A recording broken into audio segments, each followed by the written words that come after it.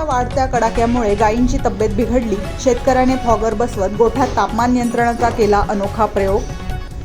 नाशिक जिल्ह्यासह राज्यामध्ये उष्णतेची लाट आल्याने उन्हाच्या कडाक्यात दिवसेंदिवस वाढ होत आहे. थंडीचे माहेरघर म्हणून ओळखल्या जाणाऱ्या निफाड तालुक्यातही यंदा कमाल तापमानाचा पारा गेल्या 13 एप्रिलपासून आजपर्यंत 40 अंश सेल्सिअसच्या वरती कायम असून 43 अंश सेल्सिअसपर्यंत पोहोचला असून आज 41 अंश सेल्सिअस कमाल तापमान असल्याने त्या वाढत्या तापमानाचा परिणाम केवळ मनुष्यावरच नव्हे तर जनावरांवरही होत असल्याचे चित्र दिसून येत आहे.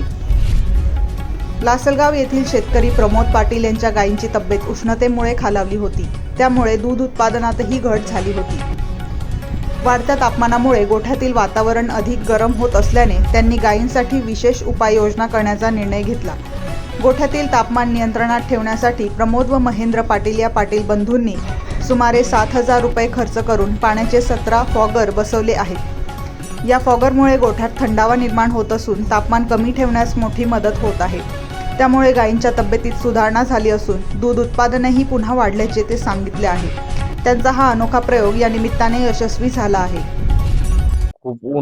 खूप उन्हाची उष्णता वाढल्यामुळे गायींना खूप परिणाम व्हायला लागला. तर गाई चारा खाणं खूप कमी होऊन गेलं. तर गायींला तापाचं टेम्परेचर 107 108 गायींला ताप व्हायला लागला. तर त्याच्यामुळे मग काहीतरी पर्याय म्हणून आपण हा फोगर सिस्टम राबवला.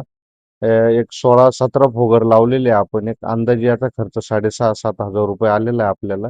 एक तासाला एक 40 लिटर पाणी बाहेर टाकतंय हवेत, त्याचं रूपांतर होऊन मेंटेन होती चांगलं टेम्परेचर बऱ्यापैकी.